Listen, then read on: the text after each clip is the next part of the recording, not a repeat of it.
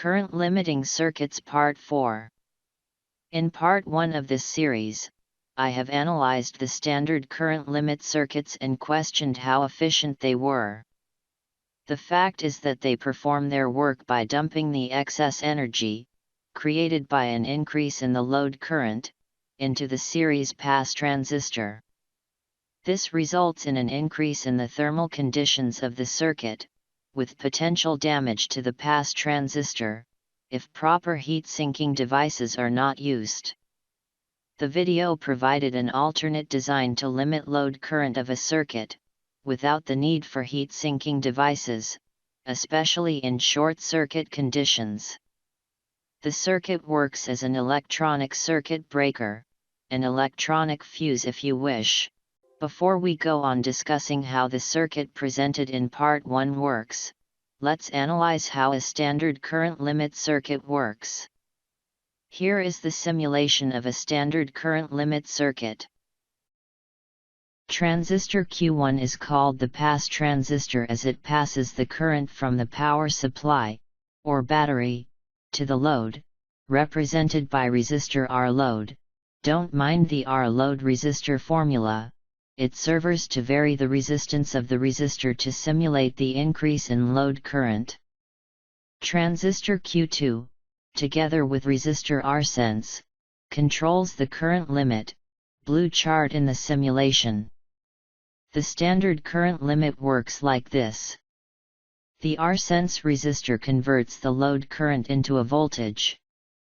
This voltage is applied to transistor Q2 base emitter. When the Q2 base emitter voltage reaches a certain value, around 0.7 volts, it turns transistor Q2 on, brown chart in the simulation. This value varies depending on the transistor and ambient temperature. When transistor Q2 turns on, current from its collector to emitter starts to flow, red chart in the simulation. The Q2 collector to emitter current robs transistor Q1 of its original base current, pink chart in the simulation, limiting its growth. The limiting of Q1 base current also limits its collector to emitter current, the same as the R load current shown in blue in the simulation. All of this causes the Q1 collector to emitter voltage, VCE, to increase, removing Q1 from its initial saturation condition, green chart in the simulation. As a result of the VCE voltage increase, the power dissipated in the transistor also increases, cyan chart in the simulation. Without a heatsink device to dissipate the 3.6 watts heat, Q1 transistor power dissipation capacity without a heatsink is 500 milliwatts. The Q1 transistor will be compromised by the time the R load, and Q1 collector, current goes beyond 200 milliamps, before the target current limit of 360 milliamps, blue chart in the simulation. Here is the circuit of the standard current limit circuit being tested at different currents. And here are the different resistors we've used to test the circuit, besides the 100 ohms resistor shown in the previous picture. Initially we drive the circuit with a current of 100 milliamps using 100 ohm resistors. Then we use 3 resistors in series with a total resistance of 70 ohms to drive a current of 140 milliamps. Next step is to reduce the resistance to 60 ohms and drive a current of 160 milliamps.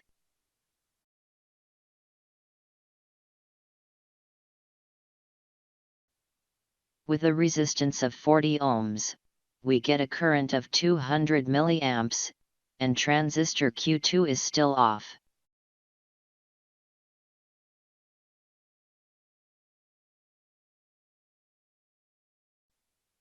Reducing further the resistance to 30 ohms, we get a current of 240 milliamps, when transistor Q2 start to dump part of the excess energy into transistor Q1.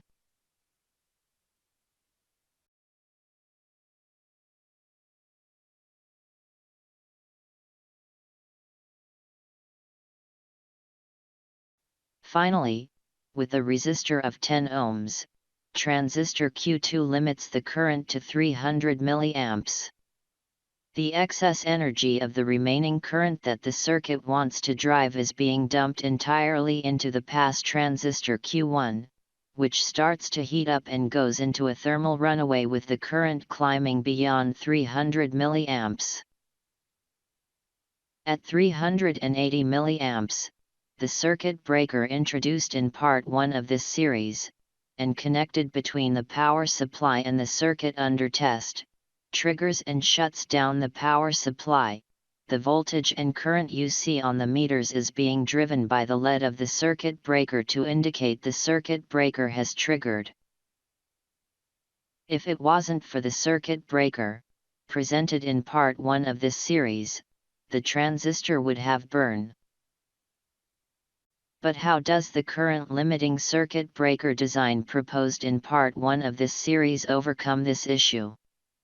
Here is the simulation of the original circuit presented in Part 1, using two NPN transistors. The proposed design works like this. Resistor R sense has been replaced by the collector to emitter voltage, VCE, of the pass transistor Q1.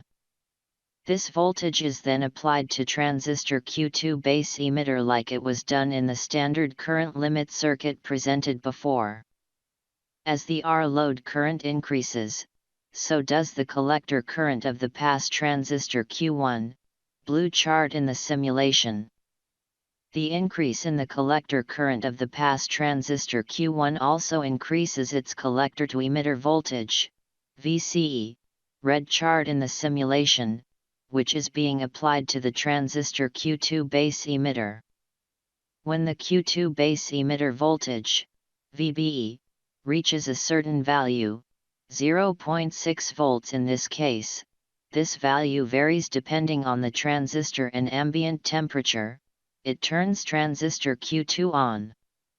When transistor Q2 turns on, current from its collector to emitter starts to flow, green chart in the simulation, dropping its collector to emitter voltage, VCE, pink chart in the simulation, which is the same voltage being applied to Q1 base to emitter voltage. The Q2 collector to emitter voltage, VCE, drop, cuts off transistor Q1 of its original base current, shutting transistor Q1 off. With this design, the Q1 collector current can achieve the target current limit of 400 mA when the circuit shuts off. This was not possible in the standard current limit circuit without a heatsink device. Because of Q1 low collector to emitter VCE voltage before the circuit shuts off, the power dissipation is low, 240 mW in the cyan chart in the simulation. That is the objective of this design. To run the circuit at low collector to emitter voltage, VCE, so the power dissipation is low, and to shut off the circuit when this is exceeded, before the rise in the power dissipation compromises the transistor. If it wasn't for keeping the pass transistor collector to emitter voltage, VCE, low, a heatsink to dissipate the excess power would be needed here, like it is needed in the standard current limit circuit. Q1 transistor power dissipation capacity without a heatsink is 500 mW. To summarize, this design uses the collector to emitter voltage, VCE, of the pass transistor Q1 to trigger transistor Q2 to shut the circuit off, like a mechanical circuit breaker or a fuse would do. To achieve that, there are a few conditions. 1. Both transistors need to run saturated to guarantee that when one transistor is on, the other is off. To run saturated, the ratio of the collector current to base current needs to be low, red chart in the simulation. 2. The collector to emitter saturation voltage, VCE sat, of one transistor needs to be below the base to emitter voltage, VBE on, of the other transistor, pink chart in the simulation. This means that a Darlington pair transistor, for example, cannot be used as its collector to emitter saturation voltage, VCE sat, will certainly be above the required 0.7 volts VBE on. 3. Transistor Q1 needs to turn on before transistor Q2 is able of turn on, blue chart in the simulation. 4. The two transistors do not need to be of the same type. To guarantee that transistor Q1 turns on before transistor Q2 is able of turn on, capacitor C1 between the base and emitter of transistor Q2 needs to be included. When the circuit is first turned on, the capacitor will keep Q2 base to emitter VBE voltage below 0.7 volts while it is charging, pink chart in the simulation, keeping Q2 off, and allowing Q1 to turn on first, red chart in the simulation. In the simulation the capacitor is connected between Q1 collector and emitter, having the same effect. This is because the transistor PN junctions have an inherited capacitance that needs to be charged before the transistor can turn on. In this simulation, both resistors have the same value and transistor Q2 turns on, green chart in the simulation, before transistor Q1 had time to completely turn on, red chart in the simulation. Another way to turn Q1 on before Q2 turns on, is to have Q1 base resistor several times smaller than Q2 base transistor. Here the circuit had the capacitor removed and, to guarantee Q1 turns on before Q2 base resistor, R2, is 5 times larger than Q1 base resistor, R1. Note, it is always a good practice to use the C1 capacitor anyway. In part 2 of this series, the design has been improved by replacing the two NPN transistors for two PNP transistors. As explained in part 2, one of the characteristics of the NPN transistor's configuration is that the supply positive voltage is the common rail. The DC input ground is separated from the load ground. Although the circuit is designed to trigger when the load short circuits, it will not trigger if the load positive is shorted to the input ground, which usually is the equipment rail. In some situations, this can be considered a hazardous. To solve that and make the ground the common rail, we can use PNP transistors instead. This time I wanted to be able to connect the circuit to a breadboard to limit the current between the power supply, usually a battery, and the circuit being tested. So I attached pins for the breadboard plus and minus tracks. I also want to be able to change the current limit, depending on the test I was doing on the breadboard. To change the current limit I needed to replace the Q1 base resistor. To do that I used a set of resistors, RB1, RB2, RB3 in the simulation, connected to pins for shorting jumpers. By using shorting jumpers I could change the configuration of the resistors, and consequently the current limit I needed. Here is the simulation of the circuit presented in part 2, using two PNP transistors. In the simulation you can see that for a current limit of 200 mA I had to connect resistors RB3 and RB1 in parallel, leaving resistor RB2 disconnected. In the simulation, to guarantee that transistor Q1 turns on before transistor Q2 is able of turn on, I have added capacitor C1 between the base of Q2 and its emitter. I did that in the simulation even though I have not done that in the circuit presented in the part 2 video. During my tests, and after building the circuit, I did not see a need for one. Here is the circuit being tested with a current limit of 100 mA.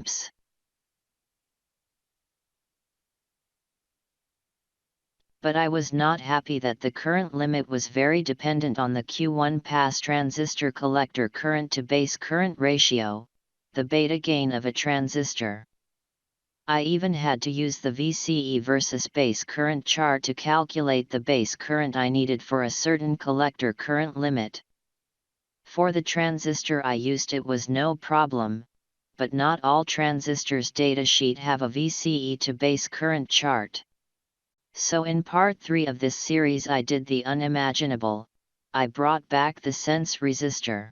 I thought I would never see you again, that you are out of my life. Instead of changing the base resistor for a certain current limit, I added a sense resistor, like it is done in the standard current limit circuit, to control part of the voltage that triggers the current limit, and in doing so, to depend less in the final collector emitter voltage, VCE.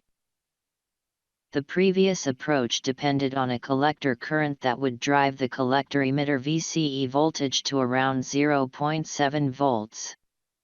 With the sense resistor added in part 3, I can specify a value that is lower than the 0.7 volts for the current I want to limit, and let the collector emitter VCE voltage catch up and make up the difference. This is shown in the next simulation. Here, a sense resistor of 5 ohms has a current limit of 120 mA, triggering transistor Q2 with an R sense of 600 mV, and the VCE making up the difference of 75 mV.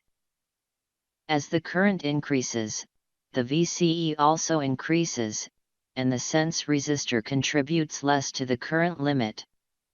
Here, a sense resistor of 3 ohms has a current limit of 180 mA, for an R sense drop of 550 mV, and the VCE adds up 125 mV to trigger transistor Q2.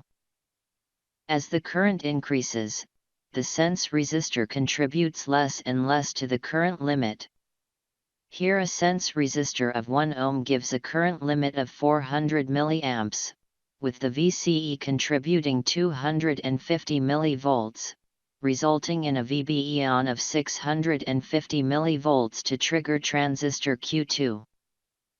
When the VCE reaches 350 mV, there is 300 mV left for the sense resistor to contribute, resulting in a current limit of 600 mA, for a VBE on of 650 volts to trigger transistor Q2. For the maximum current of 800 mA that the Q1 transistor can handle, and a sense resistor of 0.2 R, the VCE contributes 490 mV and the sense resistor drops 160 mV, resulting in a VBE on of 650 mV to trigger transistor Q2. As shown in the simulations, the increase in the collector current also increases the collector to emitter voltage, VCE, resulting that to reduce in half the collector current requires more than double the sense resistor value. However, as it is shown in the transistor BJT curves, when the transistor is running saturated, principal characteristic of this design, and consequently the VCE is low, below 0.5 volts in the simulation, the curve of the collector current, IC, versus collector to emitter voltage, VCE, is practically a straight line. The analysis of BJT transistors where the collector current, IC, varies with the collector emitter voltage, VCE, is called early effect and its equation is presented here. Where Is, it is a constant and it is a characteristic of a transistor. Va, also a constant for a transistor and it is called the early voltage. Vt, although not a constant, as it varies with temperature, for the same temperature it becomes a constant. Vb, it also varies with temperature, but as we are maintaining it fixed, by fixing the base resistor and the power supply voltage, it becomes a constant. If we make all the variables in the early effect equation constants, except for IC and VCE, we can translate it to a linear equation of IC versus VCE. As the IC versus VCE transistor BJT curves intersect at 0, B in the linear equation is 0, so we just need to find the relationship between the collector current to collector to emitter voltage, VCE, to be able to predict the collector current for a specific VCE, and consequently identify the R-sense resistor value needed. Resolving for A from the previous simulation charts, we have the following equations for collector current IC and collector emitter voltage VCE. To calculate the R-sense we use the following equations. Let's see if this linear equation works. For an IC of 50 mA and VBE equals 650 mV, we need a sense resistor of 12.4 R. Here is the simulation. For IC equals 150 mA, we need a sense resistor of 3.7 R. For IC equals 300 mA, we need a sense resistor of 1.5 R. For IC equals 500 mA, we need a sense resistor of 0.7 R. Using the simulated values for IC and VCE, allowed us to resolve the early effect linear equation and estimate the R-sense resistor values for other collector current limits. To summarize, Part 1 presented a new current limit design that works as a circuit breaker, avoiding the need for a heat sink. Part 2 improved the safety of the design by replacing the NPN transistor with PNP transistors and added pins to attach the circuit to a breadboard while performing tests.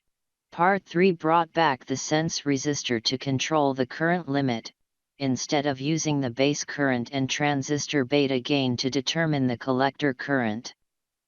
The new design uses the VCE plus sense resistor voltage drop to target the collector current and corresponding load current limit.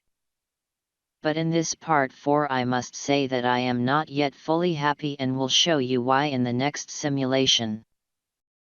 The simulation shows that to maintain the pass transistor Q1 saturated and have a current limit of 120 mA, there is a need for a high base current, 12 mA in the red chart. This base current is 10% of the load current limit. After the circuit triggers and Q2 turns on, the current is still high at 20% of the current limit, which is the sum of Q2 base and collector currents, 12 mA in the green chart, and 12 mA in the cyan chart. One solution would be to increase the base resistors like it is shown in this simulation. However, increasing the base resistor limits the maximum current that can be achieved when changing the R-sense resistor. In this case, we would have to be changing the base resistor for every other maximum current limit we want. If we have to do that, then we don't need a sense resistor and can go back to the Part 2 design. In this Part 4, the issue of having to have a ratio of 20:1 for the collector current to base current can be resolved by changing the design and replacing the BJT pass transistor Q1 for an enhancement MOSFET transistor. Here is the simulation of the Part 1 circuit using a MOSFET.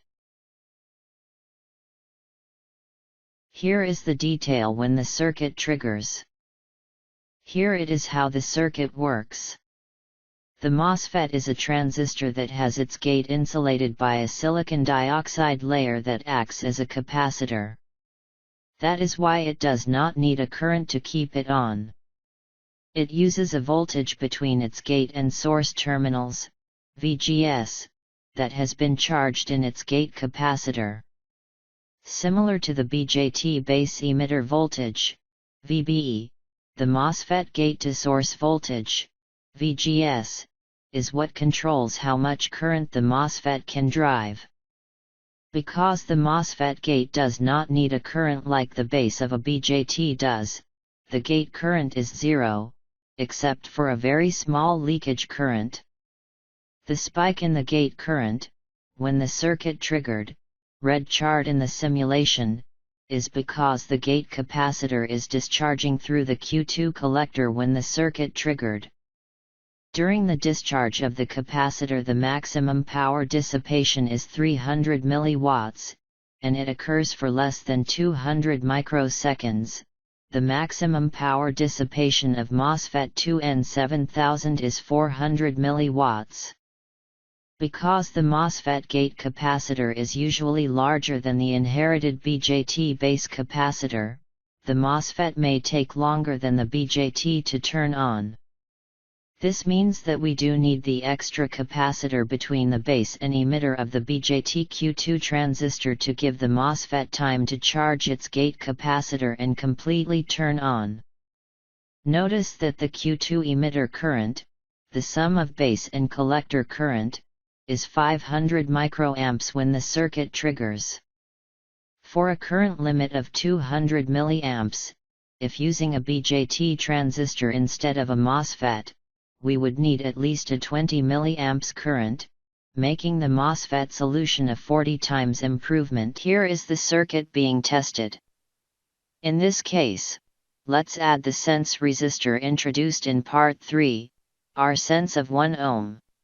At 200 milliamps, the 1 ohm R sense resistor contributes with 0.2 volts to trigger the BJT transistor Q2. So, the difference of about 0.4 volts has to be contributed by the drain source voltage, VDS, of the MOSFET. The conductance, the inverse of resistance, charts in the simulation show that the MOSFET drain source resistance is around 1.1 ohms, cyan chart in the simulation, just before the circuit triggers, for a total resistance of around 2.1 ohms, pink chart in the simulation. For a current limit of 240 milliamps, blue chart in the simulation, Q2 base voltage is triggering at around 528 millivolts, red chart in the simulation.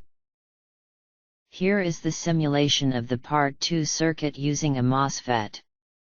By changing the ratio between R1 and R2 and consequently the gate to source voltage, VGS, we control the maximum current the MOSFET can drive.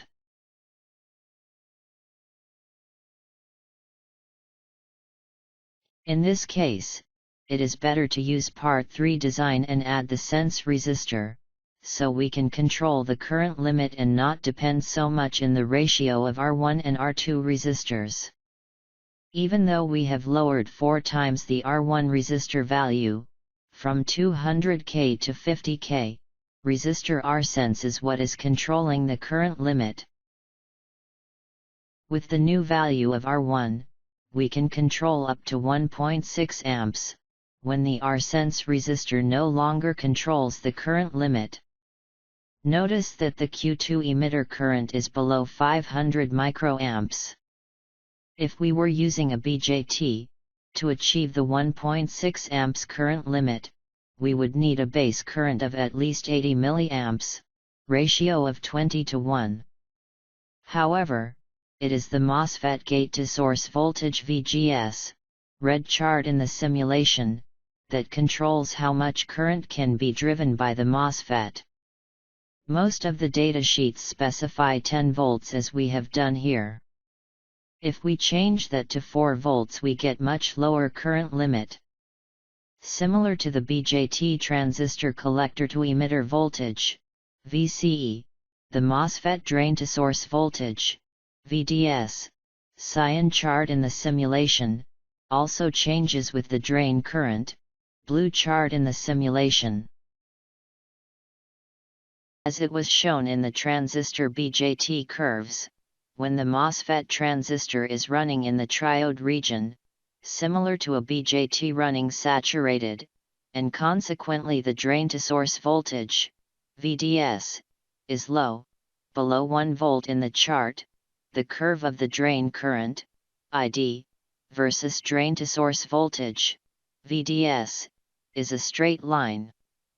Presented in the following equation is the relationship between the MOSFET drain current, ID, and the drain to source voltage, VDS, where the first term is a constant and depends on the characteristic of the transistor. Even if we keep VGS fixed, the drain current is not linear as it depends on the power of 2 of VDS. However, for small values of VDS, principal characteristic of this design, where a MOSFET is running in the triode region, similar to a BJT running saturated, we can divide both sides of the MOSFET equation by VDS, to get this MOSFET conductance, inverse of resistance, equation. Note, in many integrated circuit designs, a MOSFET biased in the triode region is used as a resistor using this equation. Except for the VDS, all the terms of the MOSFET conductance equation can be made constant if we fix the VGS. This way, when VDS is lower than 0.7 volts and much lower than VGS minus VTH, we can use this calculated resistance value, RDS, for a specific VGS voltage, and add it to the RSense resistor, to calculate the current limit that will match Q2 VBE on, like we did for the BJT design. Then we can use any of these equations. First we plot for an RSense of 1R to find the RDS of MOSFET IRF9640 at a VGS equals 10 volts using this equation. VBE equals 0.55 volts, RSense equals 1R. RDS equals 0.55 volts divided by 0.4 amps minus 1 R equals 0.375 R. Let's see if this works. For ID equals 0.5 amps we need a sense resistor of 0.55 volts divided by 0.5 amps minus 0.375 R equals 0.725 R. For ID equals 0.3 amps we need a sense resistor of 0.55 volts divided by 0.3 amps minus 0.375 R equals 1.5 R.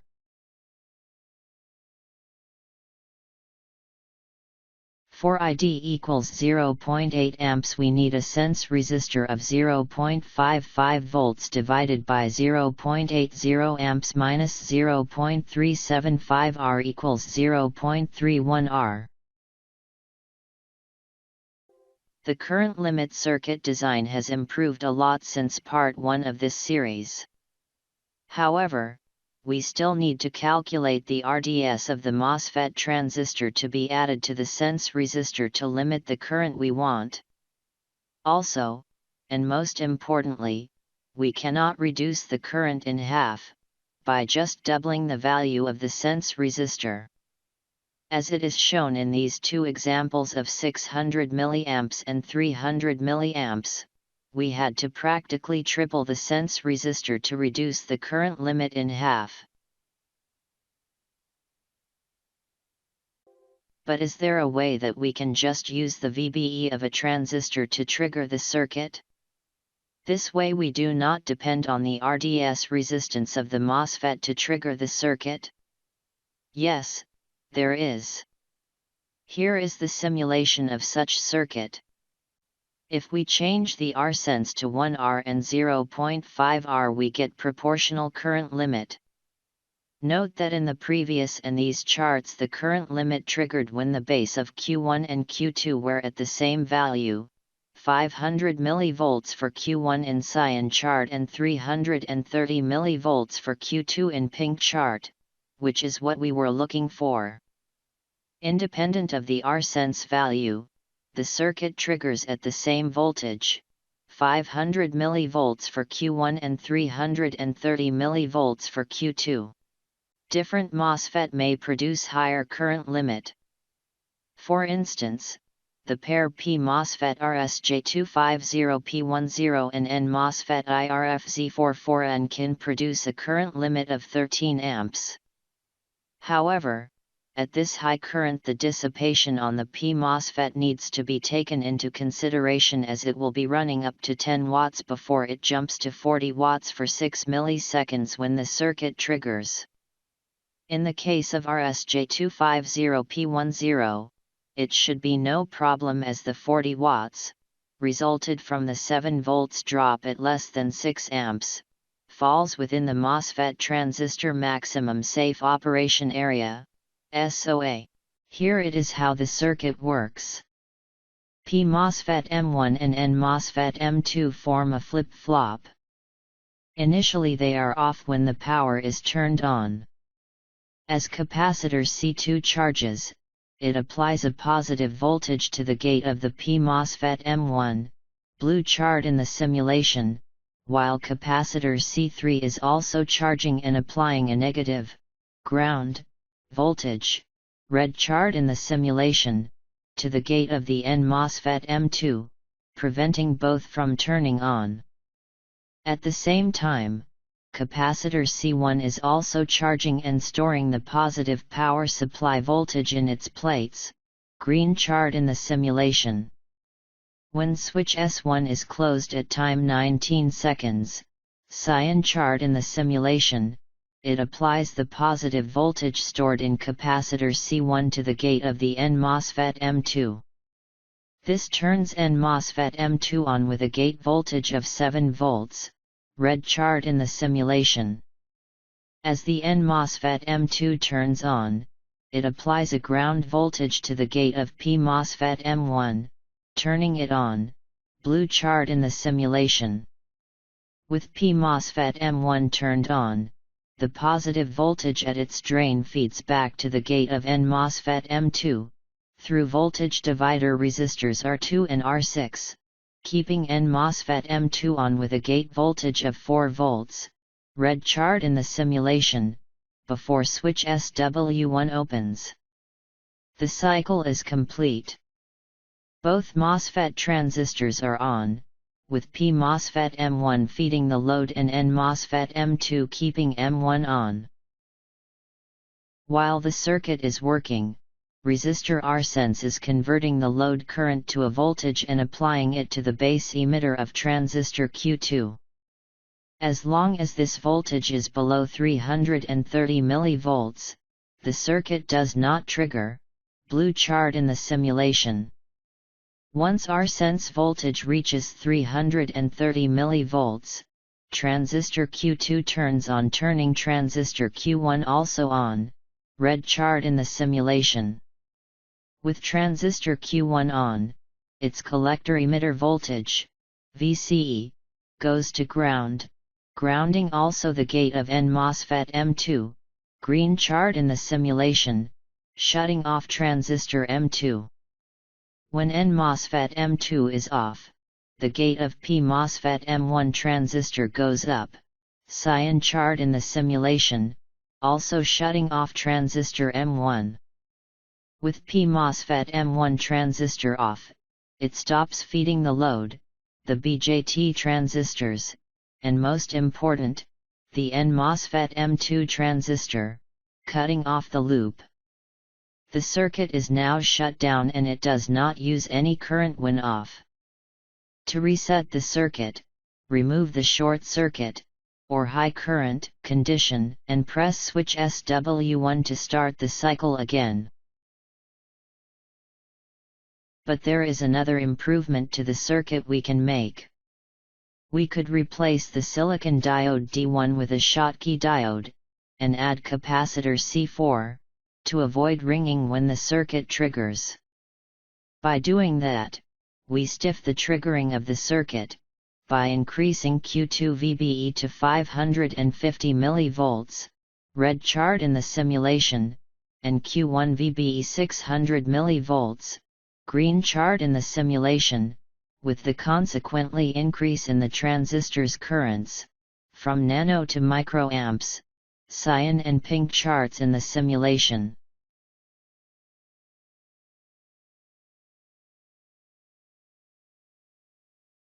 As it was said before, the sense resistor has total control of the circuit breaker current limit, as by lowering the sense resistor to half, from 1R to 0.5R, we double the current limit, which is what the objective of this circuit breaker design is.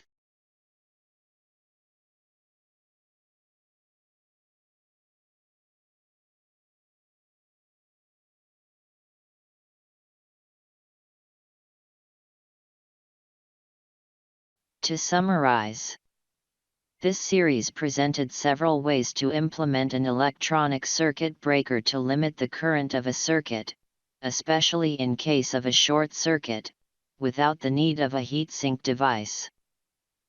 In part 1 of this series we provided a simple circuit to control a load without the need for a heatsink device, by sinking the current of a load through an NPN transistor. This innovative design uses the collector-to-emitter voltage, VCE, of one transistor, Q1, to trigger another transistor, Q2, to cut off the circuit in case of a high current or short circuit condition. Because both transistors run saturated, their collector-to-emitter voltage, VCE, during normal operation, is always below 0.7 volts.